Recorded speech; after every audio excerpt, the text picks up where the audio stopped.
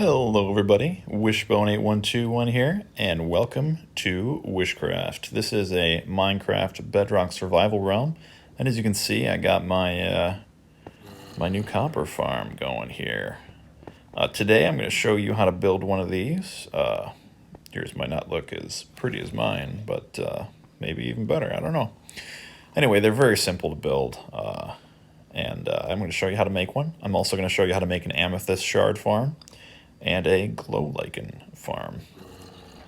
And this is all done in survival. I did this last week. All right, we'll just get right into it. So, when I looked at my drowned farm earlier, I was only getting like maybe half a stack an hour of copper, which is really, really slow. And there's a couple things I could probably do to make it maybe a little faster, but overall, it's just not that great. And then I remembered that you can convert zombies into drowns.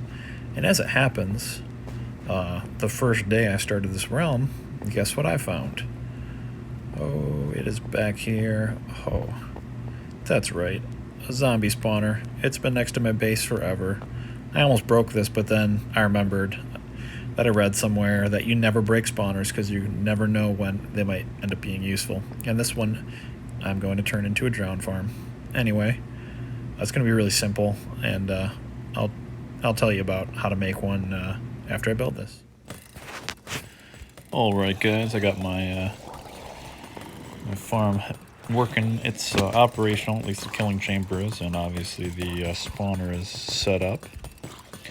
And it's converting drowns, and then I drop them in lava a little bit just to hurt them, and actually it's also to destroy any armor that comes off of them. They drop any armor that's equipped when they turn into drowns. And to be honest, it's trash, and I don't want it to deal with it. So I put the lava there to hurt them a little bit and to burn their armor so that it doesn't go into my sorting system. Which, right now, my sorting system is, well, it's one double chest. Oh, I already got 3 copper. I've only had this running a couple minutes. That's good. Like I said, this should... I'm not sure exactly how much copper per hour. I'm expecting anywhere between 50 and 90 ingots per hour. I'm not sure yet, but I will tell you probably around the end of this video, actually. I'm not entirely finished. There's the actual spawner. Oh, there's still stuff in here.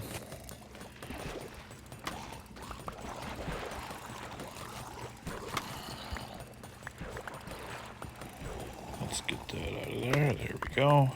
I think that's everything. Ooh, look at that. Oh.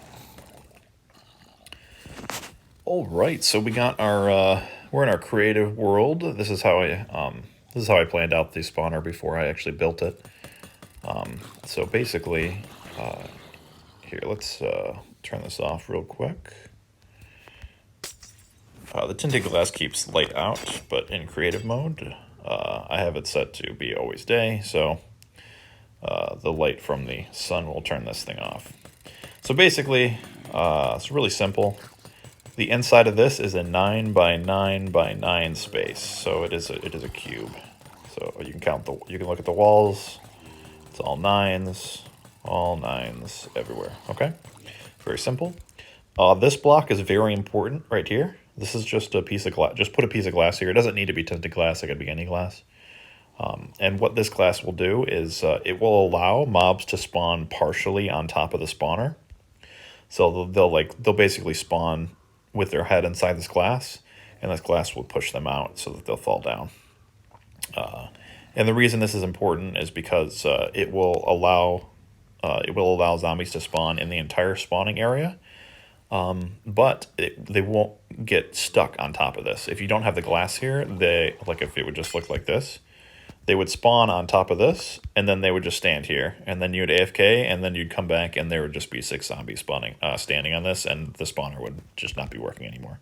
So a lot of people put a slab on top of this, but I don't understand that, because why would you get rid of the spawning space? It slows down your rates just a little bit, but it's just as easy to put a piece of glass there, and that will not slow down your spawning rates. So it's great. Okay, so basically you get your 9 by 9 by 9 area, And then what I did here, there's other people have other ideas, but I just wanted to make it nice and simple. Just cut out a 2x2 space. Obviously it's not quite centered because this is an odd numbered floor. So putting an even numbered hole does make it slightly off center, but it is what it is. So basically, in order to make this, just put one there, one there. You might have to be standing on actual floor because you have to crouch for this. Then you crouch and you place a sign on. Oh, that's not what I meant to do. Place a sign on this, and then a sign on this. Yeah, I'm sucking a little bit. Then you place signs on top of those signs. There you go, just like this. Then the water no longer flows. There we go, okay. So there you go, that's how you place signs. And then we'll just go down a little bit. And so we got the sign row, and then water. Just do a water, 2 water sources, one in each corner. It'll make an infinite water source. Then buttons below that water source. And the purpose of this is, I saw Silent Whisper do it in his video that he made 2 years ago, and he said that if this water is not there, the zombies might try to pathfind on these instead of falling through it. So then below that you got your cobwebs. In order to place these, here, let me show you how to place them, because I messed up in creative mode. Thankfully it was in creative mode because these are kind of hard to get.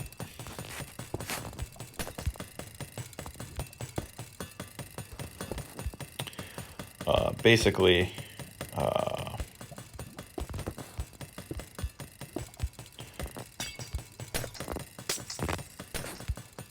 okay, so the way you place these is you put the water in first. So I'll make the water source, boom, then you add the cobwebs. There you go, perfect. If you do it the reverse way, the flowing water will destroy cobwebs. So that's why you want to make the infinite water source first. Then you got buttons below that, and then one extra space, and then your lava, and then one more row of buttons right above your trident killer. There we go.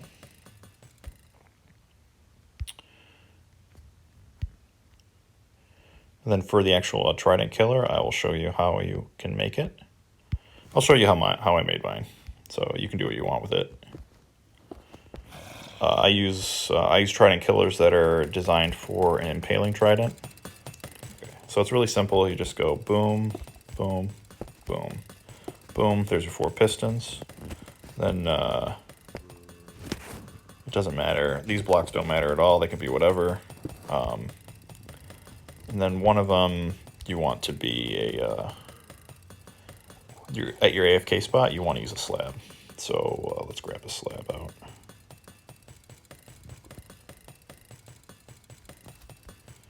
Okay, boom. So this will be my AFK spot. It'll be right here. So there's that. Then you put your droppers in 3 corners, and we'll use a repeater in the 4th corner.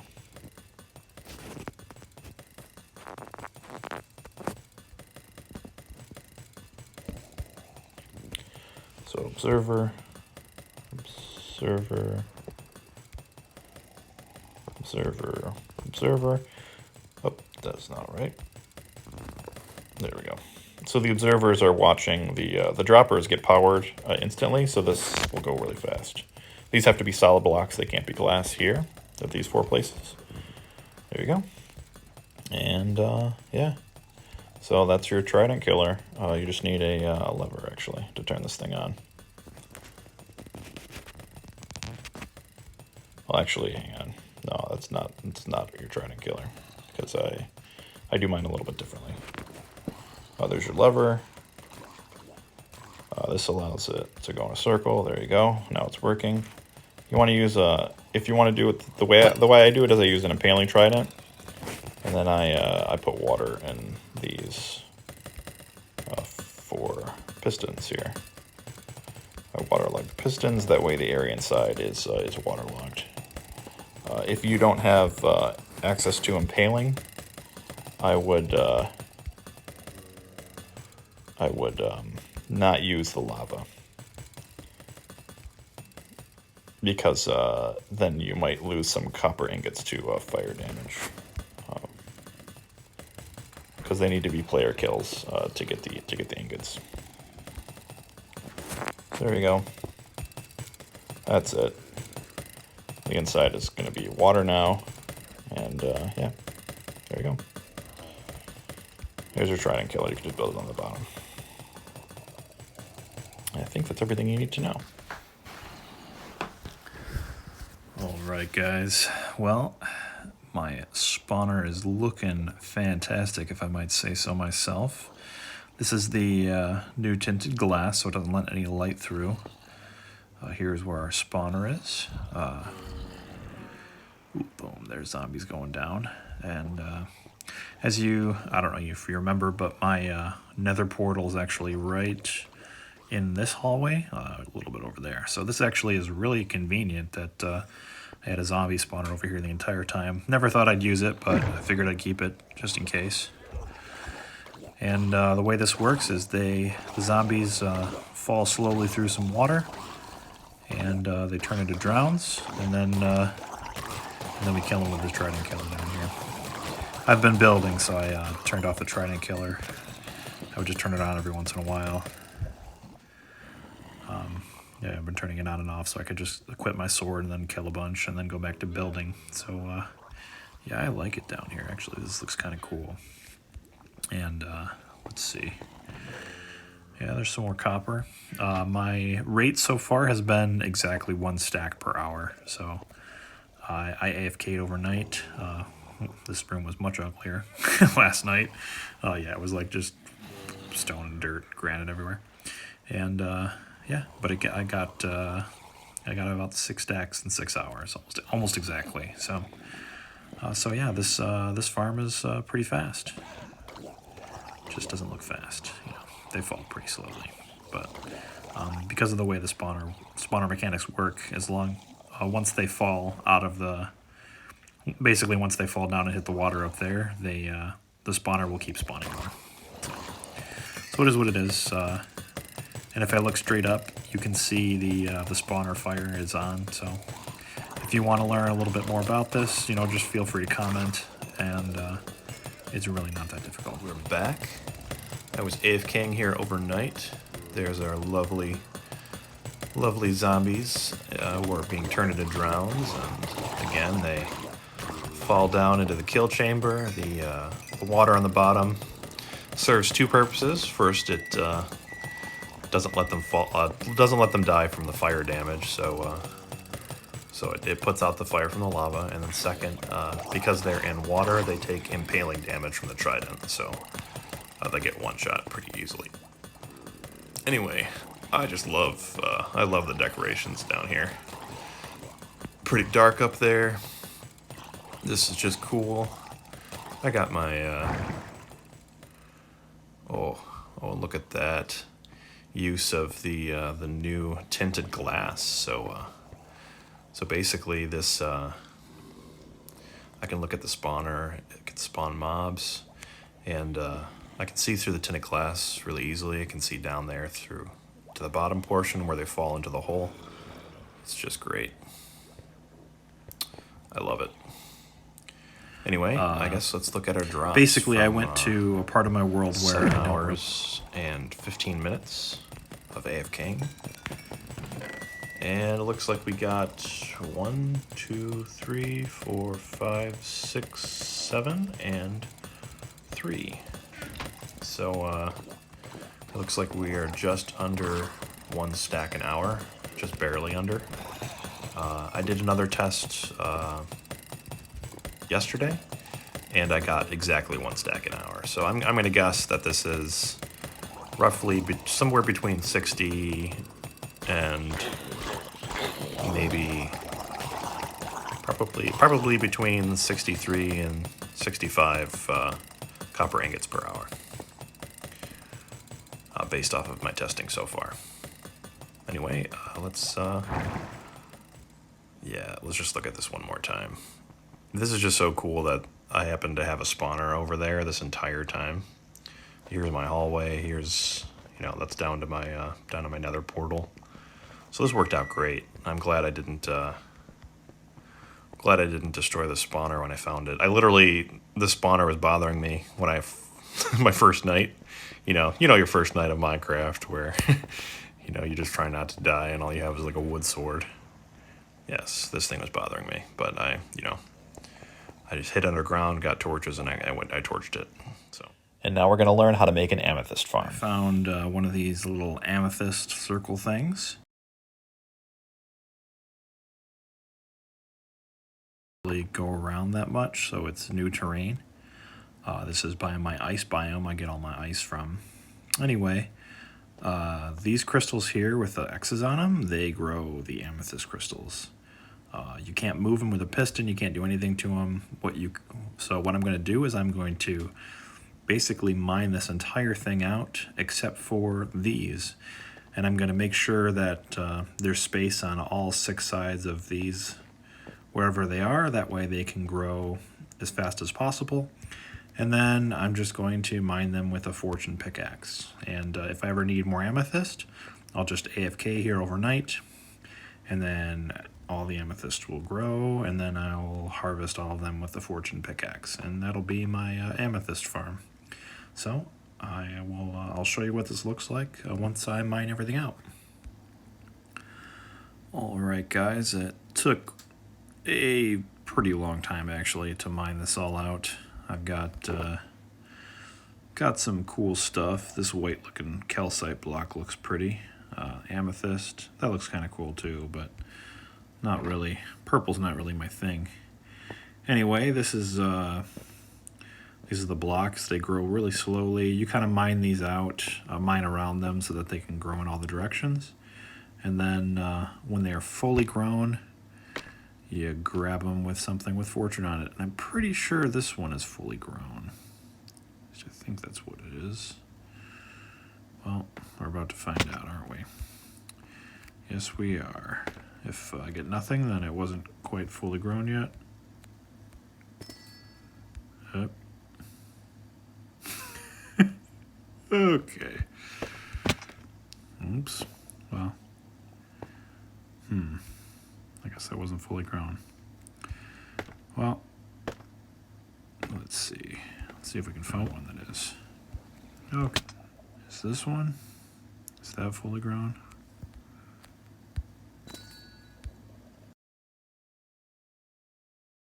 Okay, well, I guess I will AFK here for a little while, and then I will, I have 48 little amethyst shards already. But I guess I just haven't done this enough to get used to seeing if they're full grown or not. Alright guys, and finally, this is what the crystal looks like when it's full. Yep, there we go. That was 12 crystals. Perfect. Let's see if any more are fully grown. I think that's one right there. Yep. Oh wow, that was 16.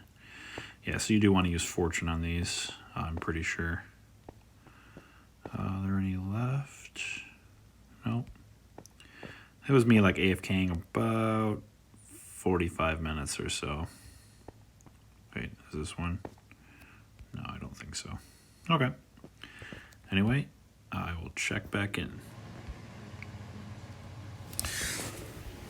Hello again, everyone. So I don't really know how long I was AFK for because I had a carrier settings update error message on my phone, so I'm not really sure how long I was in here for. However, I just finished harvesting all of the crystals, and looks like I got 1, 2, 3, 4, 5, 6, almost 7 stacks of the amethyst shards. Also, if you use a silk touch pickaxe, which I would probably recommend for this, you can get the actual clusters, you can get the smaller buds. If you break one of the smaller buds with a normal pickaxe, it just disappears. So for the first time, it took me a little bit to get used to which crystals were, you know, the appropriate size, because I accidentally broke some some large ones, thinking they were ready for harvest. Also, you have to be very careful when doing this, because if you accidentally break one of these blocks will not grow back.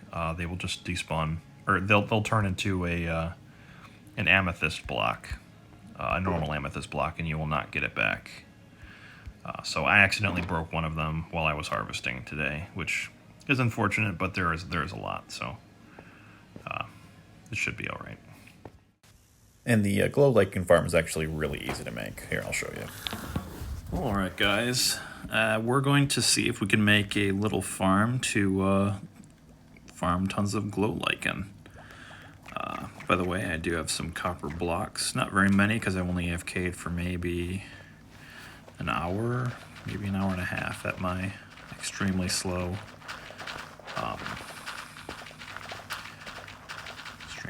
farm. Copper farm, anyway. It's a drowned farm. That's the word I was thinking about. All right, we're basically going to do something very similar to this. Well, I'll just make it, and then we'll see if it works. All right. Let's see. Do I have I'll get my ender chest down. Pick out my redstone box. We'll just need one dispenser. We'll use 2 observers. Just make a clock.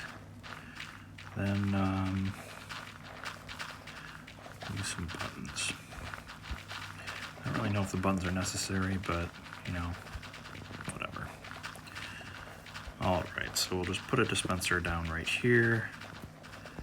And can we put that? Yes, we can. Perfect. Let's put this over.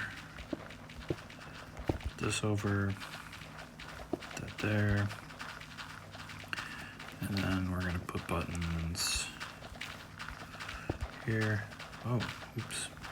That was not what I was trying to do. Put buttons here. Here. No. Okay, that'll do it. So basically, I'm just gonna keep swinging my axe at this wall here with it as a silk touch axe, so I can use it to get glow lichen. And then I'm gonna put an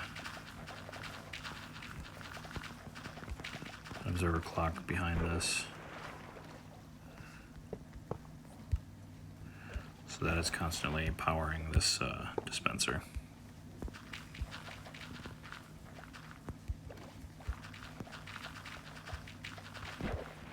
I'm struggling here. Okay, perfect.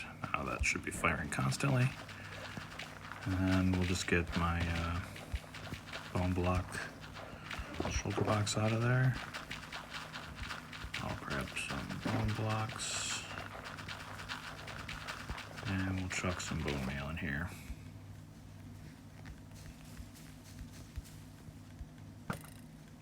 That was... I accidentally threw my trident in there. Oh wow, the trident definitely came out with some ferocity. All right.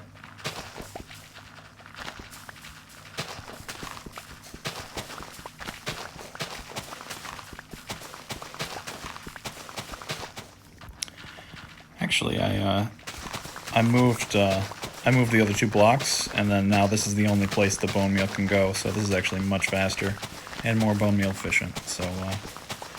Here's the farm. We got blocks right there, and just repeater or an observer clock going into this thing. And you just take an axe, or basically a tool that does not mine the block behind it.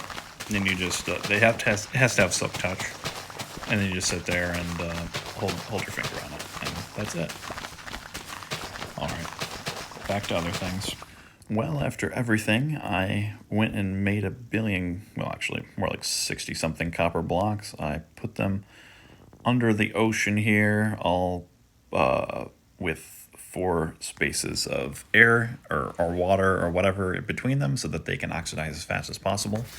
And I'm going to AFK at my fish farm since my my XP smelter has been going the entire time I was AFKing at my new copper farm, and I ran out of fish, so I am going to have to get more fish. And that'll do it for today. I will see you guys later. Have a nice one.